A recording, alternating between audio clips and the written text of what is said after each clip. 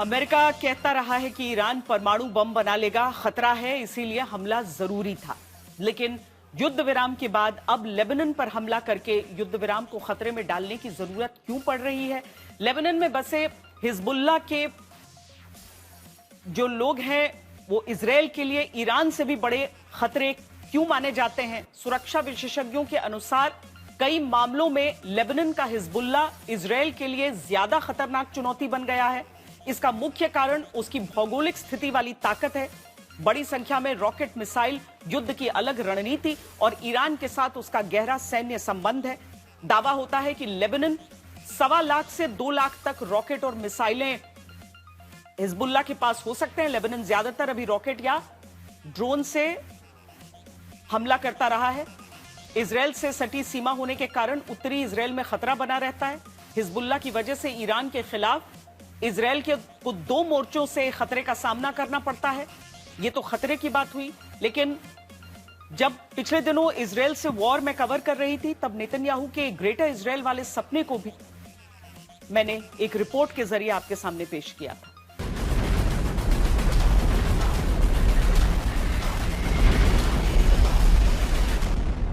Israel के लोगों पर ईरान और लेबनान की तरफ से 2 तरफा हमले हो रहे हैं। माना जाता है कि इजराइल लेबनान में हिजबुल्लाह से लोहा सिर्फ ईरान की ताकत कमजोर करने के लिए नहीं ले रहा, इसके पीछे ग्रेटर इजराइल का वो सपना है जिसमें आज का लेबनान भी आता है, जिसके कई हिस्सों पर इजराइल कब्जा कर चुका है।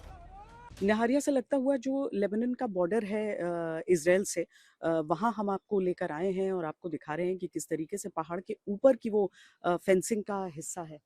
यानी कि इस पहाड़ के ऊपर अगर आप देखें तो उस जगह पर वो पूरी फेंसिंग आपको दिख रही है। ये पूरी फेंसिंग इस एरिया में पूरा इस पहाड़ के हिस्से में आगे तक जाती है। एक समय था जब ये जो पूरा पहाड़ है, पूरी जो पहाड़ी है, ये हुआ करती थी हिजबुल्लाह के अधीन, यानी कि हिजबुल्लाह की बड़ी मौजूदगी इस पर हुआ करती थी। लेकिन आज की तारीख में इस पहाड़ पर पूरी तरीके से इजराइल का नियंत्रण हो चुका है। इजराइल के प्रधानमंत्री बेंजामिन नेतन्याहू भी हाल ही में एक इंटरव्यू में कह चुके हैं, मैं एक ऐतिहासिक और आध्यात्मिक मिशन पर हूं, मैं ग्रेटर इजराइल के सपने से बहुत जुड़ा हूं। सवाल है कि ग्रेटर इजराइल का वो सपना क्या है जो पूरे पश्चिम एशिया की सूरत बदल सकता है? क्या इस युद्ध के केंद्र में यही वो सपना है जिसे पूरा करने के लिए ही इजरायली हर मुश्किल खुशी खुशी स्वीकार करने को तैयार हैं? तो ये हम बॉर्डर पर इस समय मौजूद हैं और अगर यहाँ पर आप बोर्ड देखेंगे तो यहाँ पर एक तरफ बेरूत और एक तरफ आपको जेरूसलम लिखा हुआ मिलेगा।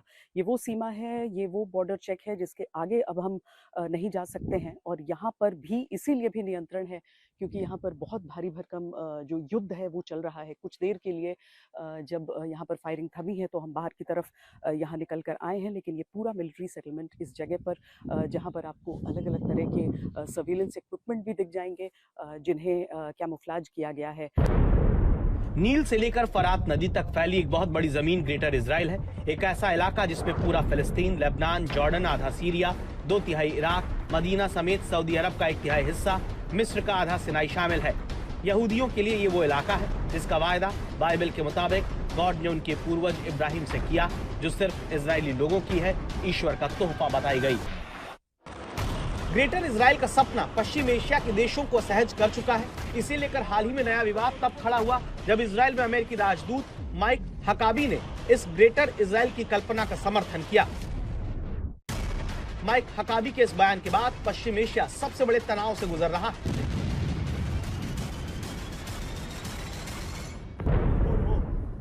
ईरान पर इजराइल और अमेरिका मिलकर हमला कर रहे हैं। सवाल है कि अगर ईरान को कमजोर करने में इजराइल और अमेरिका कामयाब हो गए तो क्या नेतन्याहू डोनाल्ड ट्रंप के शासनकाल में ही अपने सपने को पूरा कर लेना चाहेंगे, जो इजराइल के कट्टर समर्थक माने जाते हैं?